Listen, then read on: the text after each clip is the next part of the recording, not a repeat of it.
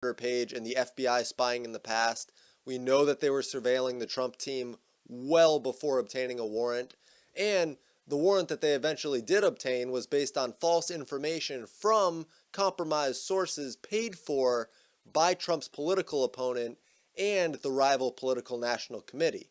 That would be Hillary Clinton and the DNC. But it was done as a political move to sway the election, and it involves a rabbit hole that ties together the FBI, Hillary Clinton, the DNC, Fusion GPS, which was the research firm, Perkins Coie, the law firm, the DOJ, the CIA, MI6, and Barack Obama. However, this is all a much larger scandal than any one title could give credit, although I think that Spygate works pretty well and covers the scope of all of the actions and connections that took part in the surveillance of the Trump campaign.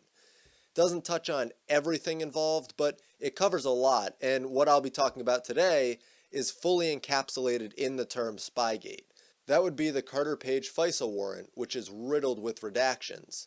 So the first thing that I want to do before I get too much into the discussion about what will be made public in this FISA warrant if everything is declassified is I want to just first acknowledge that Trump is expected to declassify both the Page documents and all the official notes filed by Bruce Ohr. The Page documents would be involving the FISA warrant, the Steele dossier, and anything that the FBI might have withheld from the FISA court. This also involves the Ohr documents regarding his work and his actions as a DOJ official. Remember, Bruce Ohr was in contact with Christopher Steele while Steele was writing the dossier for Fusion GPS, which is where Bruce Ohr's wife worked, and she handled the Trump research that Steele was providing. Bruce Ohr also handed all of the DNC and Hillary-funded research over to the FBI. And Ohr also never disclosed the connection that he had to Fusion GPS through his wife, but it's okay because the FBI knew about that before they accepted Fusion GPS's research anyways. The question is, did they disclose that to the FISA court? I think not. Now, another quick reminder, Bruce Ohr testified behind closed doors in front of the House Oversight and Judiciary Committees 2 weeks ago. And in the Obama administration, Ohr was a deputy attorney general until his questionable actions got him demoted. But perhaps the most revealing things that Ohr can tell investigators is what he knows about his wife's work at Fusion GPS and all of the political opposition research that she was collecting.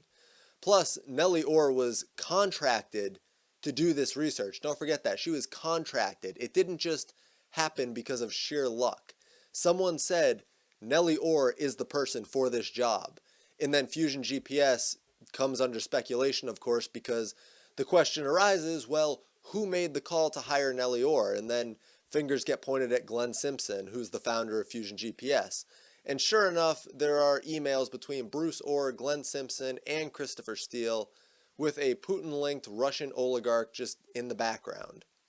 Quick reminder, this is the real Russia scandal. This is the real Russian election interference. But anyways, the big news is that now Chairman of the House Judiciary Committee, Bob Goodlatte, will be scheduling interviews with Loretta Lynch, James Comey, Sally Yates, Nellie Ohr, Glenn Simpson, and others. And if they don't appear voluntarily, they'll be subpoenaed. They're hoping to have all of this done by the midterms, but if not, Goodlatte says that they'll continue to press on anyways. The problem is that if Democrats take majority control in November, it'll be near impossible to do anything with these investigations. So if there's ever a reason to rally support, it's because these investigations will likely die and justice will never be served, because so many of the actionable steps rely on the government committees being able to continue these investigations firsthand. So if you ever needed a reason to get out and vote for someone who sees the value in these investigations being conducted, that's a pretty good reason.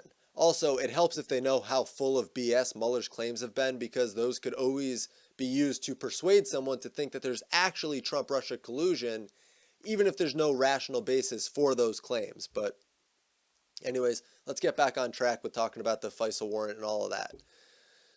So, one thing that really stands out from the Obama presidency, without a doubt, is the weaponization of the intel community. It was turned on ordinary citizens. It was turned into a political club to beat political opponents. It was really commandeered for something that it was never intended for. And this spying on the Trump campaign is a great example. Remember, there was a first warrant application submitted that got rejected, but then the FBI began spying anyways. Then I believe it was about 4 months later, they had the first FISA warrant accepted.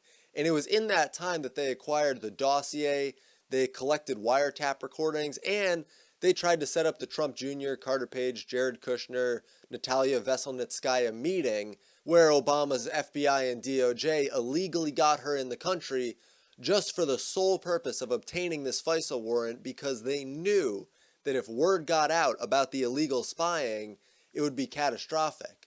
And another thing that would be revealed in the FISA warrant is that Stephen Halper was placed in the Trump campaign as an FBI informant, and then he pressured Papadopoulos on stealing Hillary's emails, and he got mad when Papadopoulos said that it would be treasonous to steal her emails. Halper also has ties to the CIA and MI6, which is the British Secret Intelligence Service. And during his time with the CIA in the 1980s, Halper oversaw a CIA spying operation in which Jimmy Carter's campaign was infiltrated to give Reagan some foreign policy documents. And this also happened to be while Bush Sr., a bonesman, a member of the Skull and Bones, was head of the CIA. And it's funny because Carter did more to help the New World Order establish itself than Reagan ever did.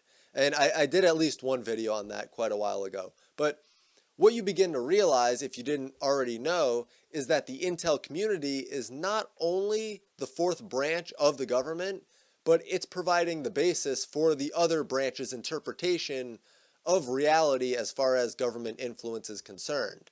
This means that the intel communities really control the narrative that a huge portion of the government bases its decisions on. And another thing to bring up amidst talks of this FISA warrant being declassified and big names being put in a position to need their lawyers soon is Crossfire Hurricane.